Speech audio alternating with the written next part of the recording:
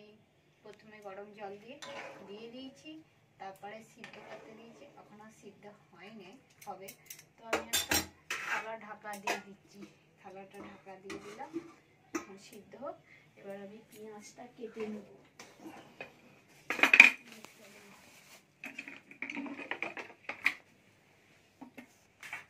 তিনটে পেঁয়াজ নিয়েছি দেবো বলে আমি এরকম বারিক বারিক করে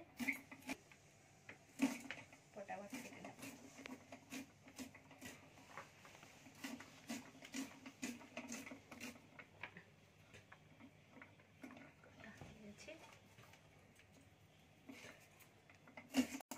কাটবো তো পেঁয়াজটা প্রসেস করে কেটে নিই ফটাফট।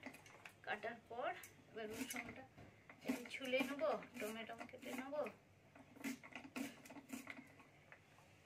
সব কাটা হয়ে গেছে, ফটাফট কেটে নেব। কাটা হয়ে গেছে। এবার আমি টমেটোটা খড়ি পাতা দেবো, এতে খড়ি পাতা রাখলাম। টমেটোটা ছুলে নেব, দিয়ে রেখে দিয়েছিলাম আগে, এখন ছুলছি। এবার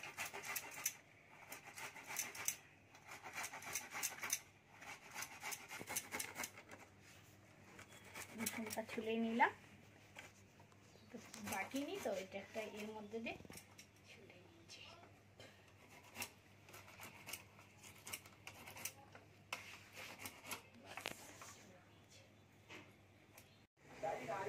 বলতে হবে নাকি?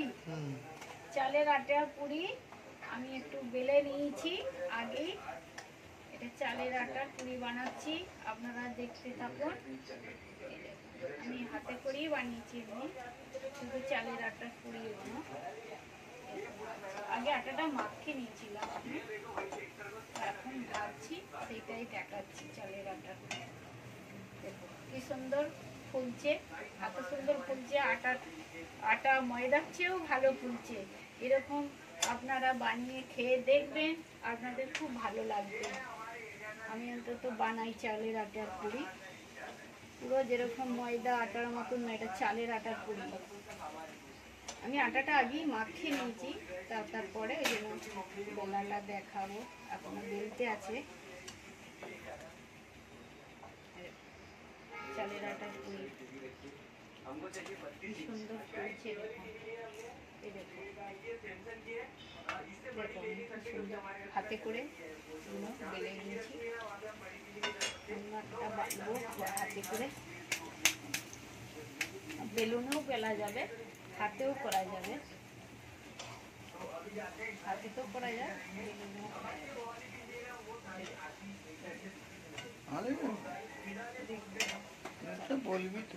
চালের আটার পুরি এত সুন্দর ফুলছে। এটা বেলুনেও বেলা যাবে, হাতেও করা যাবে। আমি বেলুনেও বলি, হাতেও করি, হাতে তো করা যাবে।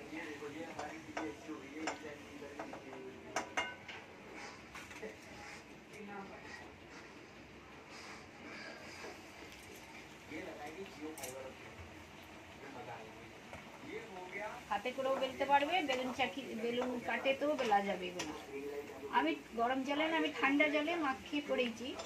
তো এরপরে এর সাথে থাকবে যে মুগ কড়াই ভিজে দিয়ে রেখে দিয়েছি, ওটাকে বয়েল করেছি আগে, তারপরে তরকারিটা বানাবো।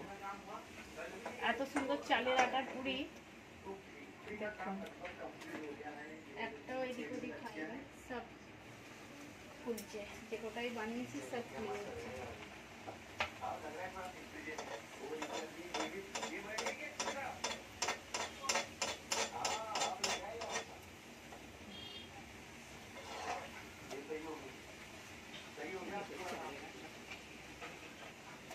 একদম মস্ত ফুলে গেছে, একটাও মিস্টেক হবে না এরকম বানালে।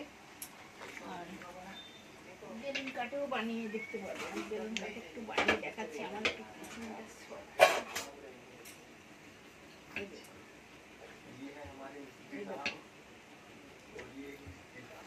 বেলুনে বানা যাচ্ছে।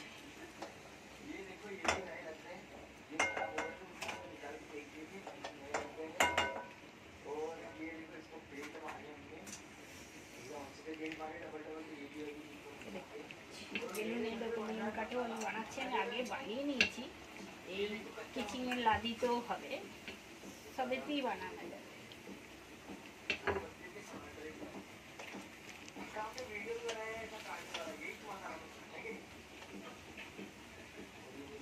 দিয়ে দেবো তেলের মধ্যে পেঁয়াজ দেবো, পেঁয়াজ কুচিটা দিয়ে দিলাম, ভালো তারপরে রসুনটা দেবো। কড়াই তরকারিটা ভাজবো, পেঁয়াজটা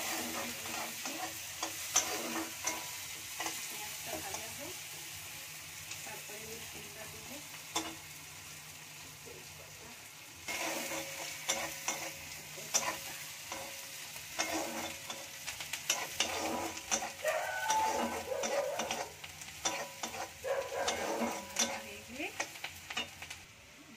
রসুন বাটা ছিল, আর এইটা যে খড়ি পাতা, ওই খড়ি পাতাটা দিলাম।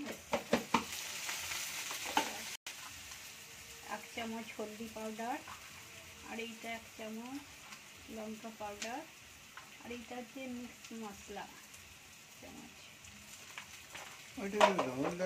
মধ্যেটা দিলে আমি দিয়েছিলাম সকালে, খাওয়া পায়নি, ওটা ভালো মশলাটা ভাজা হয়েছে। এবার যে টমেটোমের পেস্টটা করে রেখে দিয়েছিলাম ওইটা দিয়ে দিয়ে টমেটোমেরটা দিয়ে দিলাম।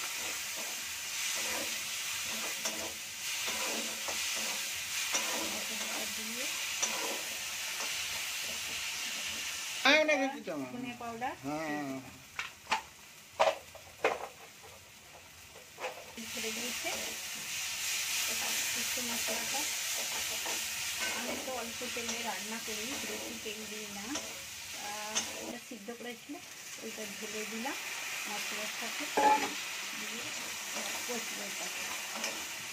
জল দেবো না বেশি। আমি তো কাশ্মীরি মিষ্টি ইউজ করিনি, এমনি মিষ্টি দিই। লঙ্কা পাউডার, কাশ্মীরি লঙ্কা ইউজ করি না।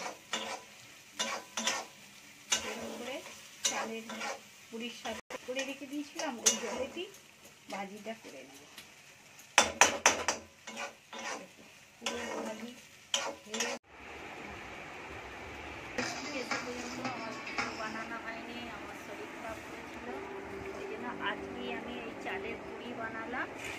আর যে আখা মুগের ভাজি, দেখো আখা মুগের ভাজি আমি অল্প তুলে দিলাম।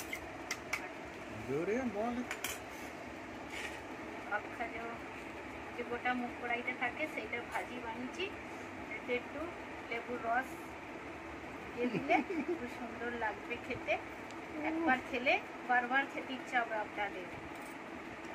এবার আমি পুরিটা খাচ্ছি, চালের পুরিটা আমি খাচ্ছি।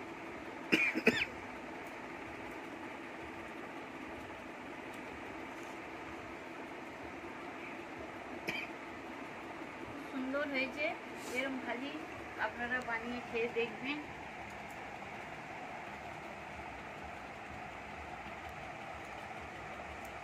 এই দেখুন ভিতরটা এত সুন্দর ভাজা হয়েছে, একটু আটা আছে কি দেখুন।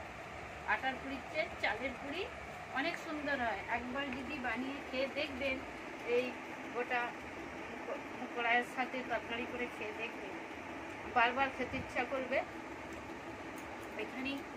এখানেই ভিডিওটা শেষ করছি বন্ধু।